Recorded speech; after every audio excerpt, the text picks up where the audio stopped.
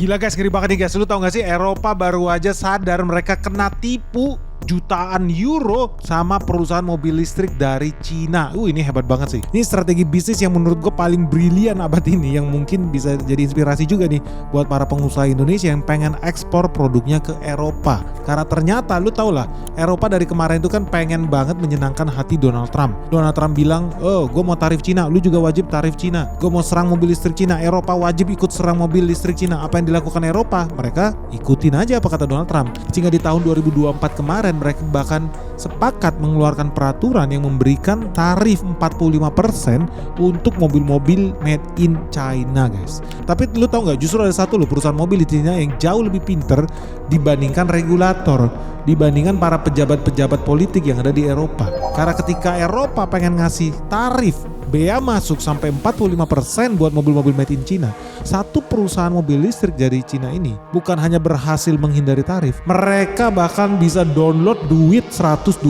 juta euro duit subsidi dari Eropa guys. Kok brilian banget ya, mereka bukannya bayar pajak lebih mahal, mereka malah dapat duit jutaan euro memanfaatkan kesalahan politik pejabat Eropa.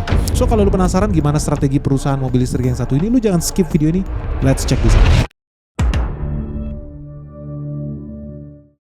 Jadi teman-teman, dari kemarin itu Eropa itu pengen banget melindungi lapangan kerja, melindungi industri yang ada di negara itu. Dan Eropa kan juga terkenal dengan pabrik-pabrik mobilnya sendiri lah. Mereka punya VW, mereka punya Audi, BMW, mereka punya Fiat dan lain sebagainya. Nah, mereka itu pengen banget supaya merek-merek Eropa itu, pabrik-pabriknya itu tetap bisa berdiri tegak. Masalahnya sekarang lahir merek baru. Mereka hari ini aja udah kelimpungan lawan Jepang. Sekarang lahir lagi merek baru dari Cina. Yang hari ini penjualan mobil Cina itu udah mendominasi di beberapa negara Skandinavia. Lu tau gak sih, banyak dari negara Skandinavia itu yang tidak pengen memperkaya Raja Arab, sehingga mereka pakai mobil listrik. Dan mobil listrik yang paling berkualitas ternyata mobil listrik made in China. Sehingga kalau lu pergi ke negara-negara Norwegia, Finlandia, sekarang lu lihat banyak mobil-mobil Cina tuh di situ. Nah, ini bikin bete para penguasa, pejabat, oligarki di Eropa. So ternyata mereka kemudian mengenakan tarif guys sampai 18,8% buat barang-barang made in China itu. Nah, barang-barang made in China ini kemudian dinaikin lagi tarifnya ke berapa? Ke 45%. Brutal guys.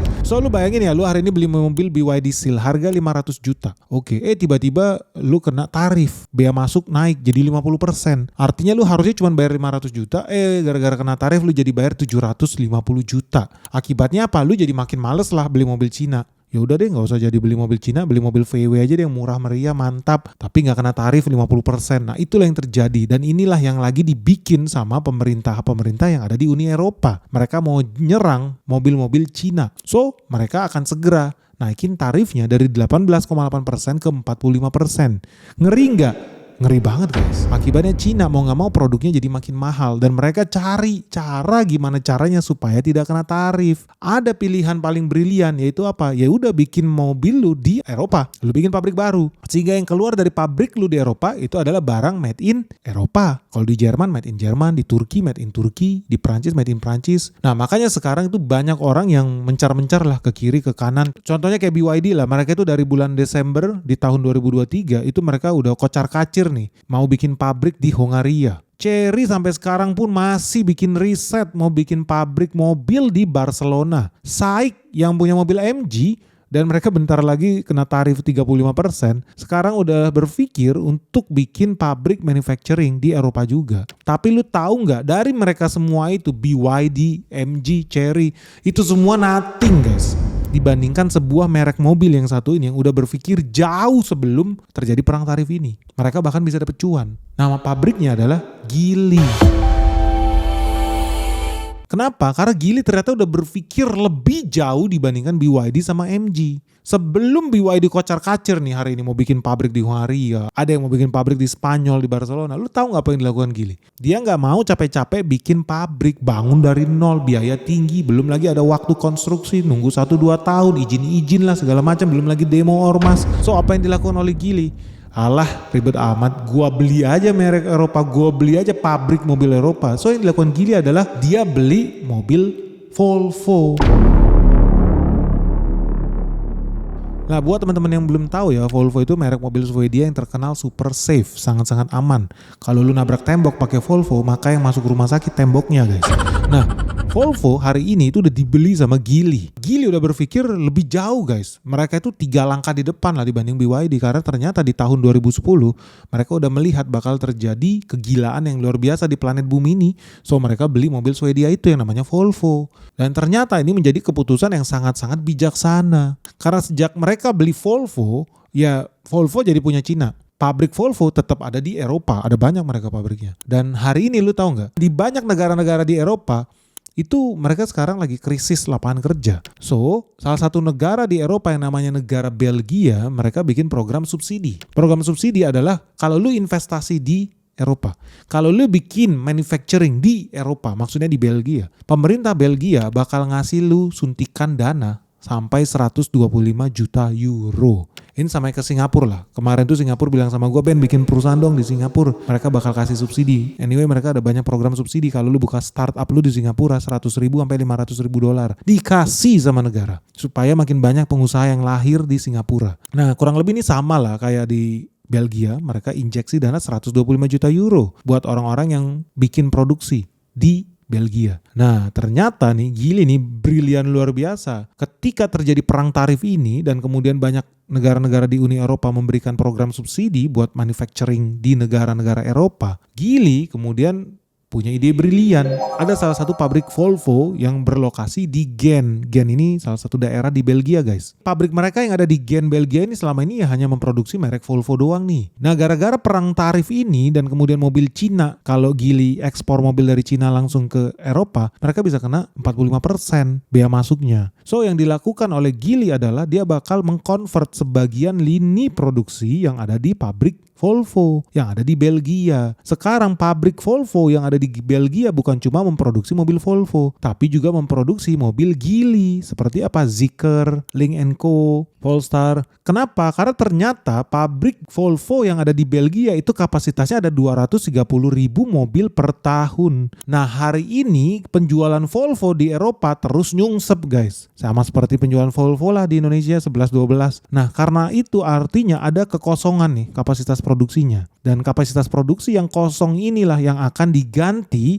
dengan merek mobil Zeekr, merek mobil Geely, Lynk & Co termasuk Polestar itu. Nah, luar biasanya apa, guys? Ketika Geely meningkatkan aktivitas produksi mereka di Volvo Belgia itu, artinya mereka sudah mengaktifasi program pemerintah yang apa? Kalau lu bikin banyak barang-barang di Belgia, made in Belgia, lu berhak dapat duit dari pemerintah. Dikasih hadiah lu 125 juta euro. Artinya di sini pinternya si Geely, kalau merek BYD segala macam malah sibuk cari pabrik, keluar duit, nyogok ormas, nyogok anggota DPR di sana kan ya. Pokoknya biaya tinggi. Geely yang udah terlanjur masuk jauh sebelum terjadinya perang tarif ini, mereka udah resmi bisa bahkan berhak dapat duit 125 juta euro, dan karena bakal keluar dari pabrik-pabriknya Volvo ini mobil Cina ini, stempelnya nanti bukan lagi made in Cina, tapi udah made in Belgium. Pinter nggak sih Geely? So, mereka bisa bypassing. Mereka bisa bypass aturan bea masuk 45% itu. Mereka nggak usah takut lagi kena tarif. Karena kan ini bukan barang impor. Ini kan barang made in lokal. Jadi mereka udah nggak kena tarif 45% si Geely. Plus mereka dapat lagi subsidi dari pemerintahan 125 juta euro.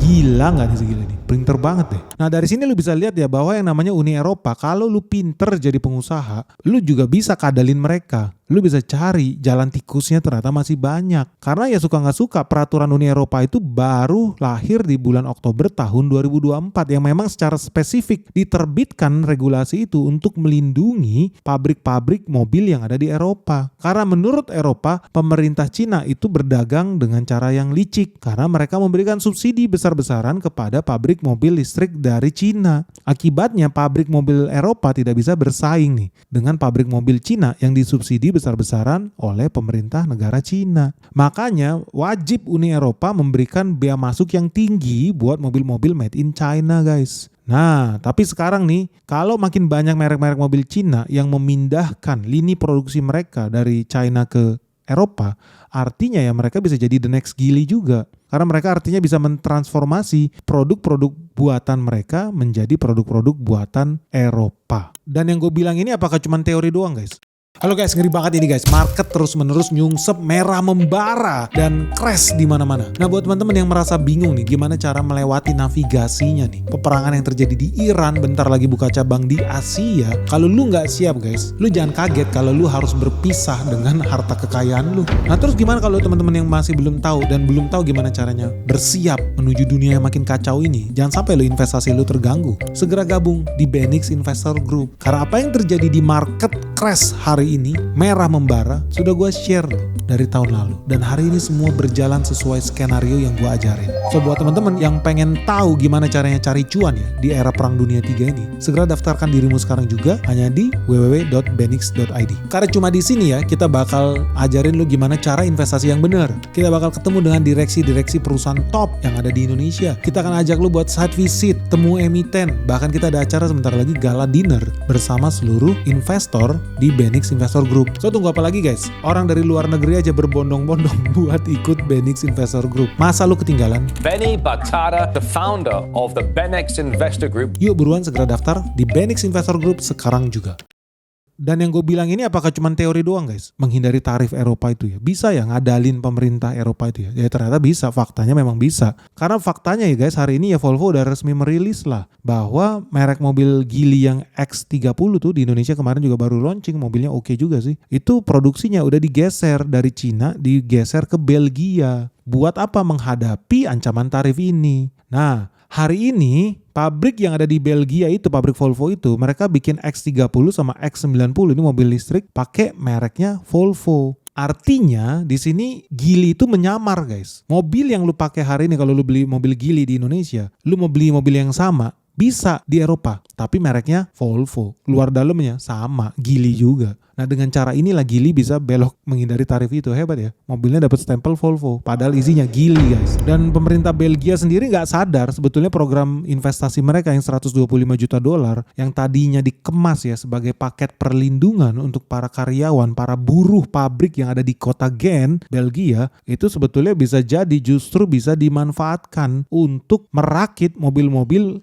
Cina yang sebetulnya dimusuhi oleh Uni Eropa. Padahal Uni Eropa pengen punya target membantai merek-merek Cina ini. Mereka malah mensubsidi nih hari ini merek-merek Cina yang merakit mobilnya di Eropa. Artinya dari sini lu bisa lihat ya, orang Eropa itu nggak pinter-pinter banget. Malah banyak juga yang goblok karena ujung-ujungnya kan duit subsidi ini kan duit para pembayar pajak. Pembayar pajaknya siapa? Rakyat Uni Eropa. Jadi rakyat Uni Eropa bayar pajak untuk apa? Untuk membesarkan merek Cina. Hebat nggak? Keren sih menurut gue nih. Pinter banget nih Geely nih. Beda jauh lah sama di Indonesia. Di Indonesia rakyat Indonesia bayar pajak buat memperkaya Kaisar Jepang, Raja Arab, orang Singapura. Kita impor mobil, impor minyak dari situ guys. Tapi yang ini pinter banget Geely. Mereka bisa menghindari tarif, terus dia bisa download duit para pembayar pajak di Eropa guys. Brilian sih. Terus cara ini curang gak guys? Ini jujur aja guys, kita bahas dengan fair lah, dengan netral lah. Kalau lu bilang curang, lu harus pikir dulu. Sebetulnya metode ini bukan metode yang baru lah. Karena ini yang namanya tarif hopping. Tarif hopping ini juga dilakukan oleh merek-merek mobil Jepang zaman dulu. Jadi zaman dulu Amerika Serikat juga lakukan yang sama kok dengan Uni Eropa. Amerika Serikat, Ford, Chevrolet, GM itu ketakutan begitu ngeliat Honda, Toyota, wah hebat banget mobilnya murah, hemat bensin, bisa mati mereka. Sehingga yang mereka lakukan apa? Mereka kenakan tarif. Untuk merek mobil Jepang, lu kena tarif sehingga harga mobil lu lebih mahal kalau diekspor ke Amerika Serikat. Jadi tidak kompetitif. So yang dilakukan sama Toyota and the Gang apa? Di tahun 1980 untuk menghindari tarif ini, mereka memindahkan manufacturing mereka di Amerika Serikat. Mereka bangun pabrik di Amerika Serikat. Sehingga Toyota yang ada di Amerika Serikat tidak lagi harus bayar bea masuk. Persis lah sama yang terjadi di Eropa hari ini. Tesla juga lakukan yang sama. Tesla itu punya pabrik guys di Cina, di Shanghai. Kalau dia ekspor ke Eropa, mereka kena tarif. So yang dilakukan oleh Tesla apa? Dia buka pabrik di Jerman, di Berlin. Model Y itu made in Berlin. Akibatnya apa? Mobil Tesla tidak kena pajak di Jerman. Jadi ini bukan strategi yang unik guys, bukan strategi curang. Kalau orang bilang licik nih, Geely nih. Enggak. Bahkan ketika Amerika Serikat perang tarif pertama sama Cina aja, itu banyak perusahaan-perusahaan mobil yang lihat ada celah nih. Karena Amerika Serikat punya perjanjian free trade sama Meksiko. Jadi barang kalau masuk dari Meksiko ke Amerika Serikat 0%. So buat pabrik-pabrik yang brilian, apa yang dia lakukan? Mereka buka pabrik di Meksiko, mereka akuisisi pabrik di Meksiko.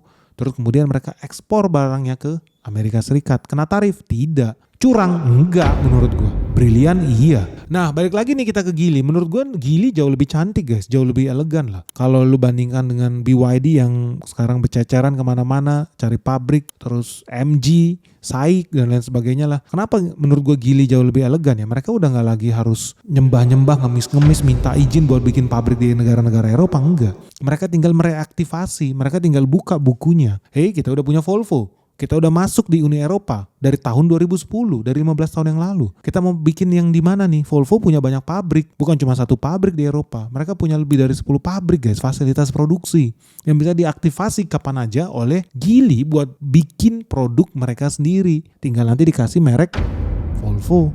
Geely nggak perlu bikin fasilitas baru, Geely nggak perlu bangun pabrik baru, Geely nggak perlu lagi ngantri, minta izin. Ini itu nggak perlu. Geely hanya perlu apa? Adjustment. Tadinya bikin produk-produk Volvo, sekarang jadi bikin produk-produk Geely. Brilian. Biaya lebih murah. Mesin, sasis, segala macem. Bor, instalasi listrik, tenaga kerja, mereka udah bisa pakai tim yang sama guys. Cuma mengassembling ya produk yang berbeda. That's it. Makanya lu gak usah heran juga kalau lihat kualitas mobil Geely hari ini ya jauh lebih bagus tadi dibanding mobil Geely zaman dulu.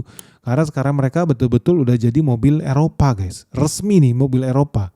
Anyway, ini sebetulnya kabar baik atau kabar buruk ya buat rakyat Uni Eropa sih. Gue jujur aja menurut gue ini kabar baik buat lu. Dibanding lu beli mobil-mobil kemahalan tuh. Made in Amerika lah atau made in Eropa sendiri. Yang jujur udah gak kompetitif lagi lah. Udah boros. Hobinya minum minyak dinosaurus. Merusak udara. Bikin polusi di mana-mana. Udah paling bener memang lu pakai mobil Cina nih, mobil listrik. Apalagi ya kalau makin banyak merek-merek Cina yang bisa membypass regulasi Uni Eropa ini, artinya harga mobil Cina bakal tetap kompetitif, bukan jadi kemahalan. Contoh ya, kalau mobil Geely yang namanya Zeekr 001 itu masih pakai skema lama, kena tarif, mereka itu harganya bisa tembus 60.000 euro guys. Lu bayangin 1,2 miliar, gila banget. Gimana ceritanya orang di Eropa bisa beli mobil 1,2 miliar gara-gara tarif ini. Tapi untungnya Geely pinter, sehingga mobil yang sama bisa dibeli dengan harga lebih murah 50%. Kalau mobilnya itu diproduksi di Gent, di Belgia itu guys. Mobil yang bisa dijual sebagai made in Eropa. Nah dari sini juga lu bisa lihat lah bahwa kalau lu jadi anggota DPR itu ternyata nggak butuh otak, banyak juga yang bego. Contohnya anggota DPR di Eropa inilah yang bisa kecolongan. Tapi ya udahlah, ini kabar baik buat Volvo, kabar baik buat Geely juga. Karena ya suka nggak suka ya memang banyak pabrik-pabrik Volvo itu nggak running 100%. Memang kapasitas mereka itu banyak kosong. Jadi kalau seandainya banyak pabrik-pabrik Volvo yang di-convert untuk memproduksi merek Geely, jujur aja mereka tetap bisa produksi mobil Geely tanpa takut mengkanibal mobil produksiannya Volvo sendiri. Karena memang kapasitasnya nggak dipakai 100% sama Volvo. Jadi dari sini Geely itu untung, dengan pabrik yang sama mereka bisa beroperasi di Uni Eropa dengan 2 merek sekaligus. Bayangin pabriknya satu tapi mobil yang keluar 2 merek. Yang satu merek Swedia,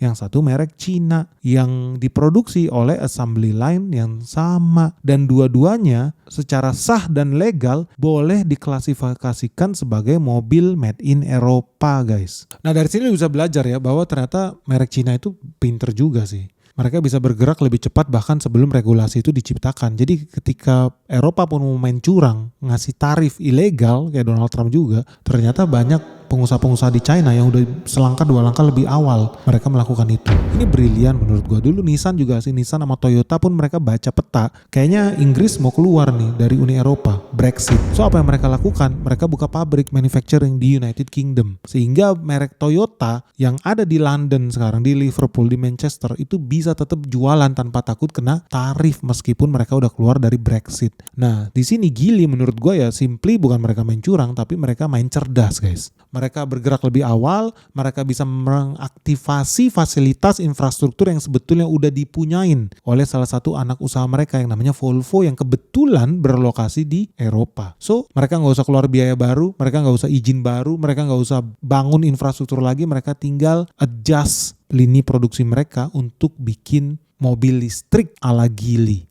di Eropa. Nah menurut teman-teman, menurut lu ini kisah yang sangat inspiratif gak sih? Gimana ceritanya ya seorang pengusaha dari Cina yang harusnya tambah rugi, harusnya menangis gara-gara dikasih tarif tinggi, tapi ternyata mereka justru bisa ngakalin peraturan itu, malah dapat cuan dari peraturan yang sama juga. Menurut lu ini membuktikan bahwa yang namanya regulator itu selalu lebih lambat dibandingkan pengusaha, atau justru ini membuktikan memang di dunia sekarang ini lu wajib jadi lebih agile, lu wajib jadi lebih cepat, dan lu wajib jadi lebih cerdik, bahkan wajib paham dengan situasi geopolitik kalau mau jadi pengusaha. Kalau zaman dulu lu mungkin bisa santai-santai aja ya. Tapi zaman sekarang ini membuktikan apa? Lu tidak bisa tutup mata dengan perubahan geopolitik yang terjadi begitu cepat di planet bumi ini. Suka gak suka. And by the way, lu tahu gak sih Donald Trump hari ini itu bakal meluncurkan program baru, tarif baru buat 60 negara bisa kena tarif 12% lebih guys. Dan Indonesia bisa masuk di dalam daftar itu. Menurut lu, pengusaha Indonesia harus melakukan hal yang sama gak sih seperti Geely ketika ada negara lain berusaha buat menghancurkan kita harus tahu nih workaround-nya, gimana cara beloknya, gimana cari jalan tikusnya. Menurut lu pengusaha Indonesia siapa sih yang paling siap guys buat menghadapi perang tarif terbaru dari Donald Trump yang dirilis hari ini guys? Sharing dong pandangan kalian, menurut kalian industri di Indonesia yang paling siap buat menghadapi perang tarif itu siapa aja ya? Dan industri apa aja? Apakah furniture, apakah tekstil, apakah sepatu? Share dong di kolom komentar yang ada di bawah ini. Dan jangan lupa ya kasih tanggapan kalian. Menurut lu Cina bakal berhasil gak nih menaklukkan Uni Eropa? Bakal sukses gak mereka? Dan ini menginspirasi lu gak sih buat jadi pemain internasional? Jangan cuma jadi pengusaha kelas kampung dong. Mainnya cuma di Indonesia doang, di lokal doang. Harus berani gak sih kayak si Geely ini? Gimana guys? Lu setuju gak sih kalau ada pengusaha Indonesia yang berani menjajah negara lain? Siapa ya yang punya peluang seperti itu? Share dong pandangan kalian guys. Oke guys, semoga video kita bermanfaat. Jangan lupa segera like and share video Benix sebanyak-banyaknya. Salam sehat, salam cuan. Bye-bye.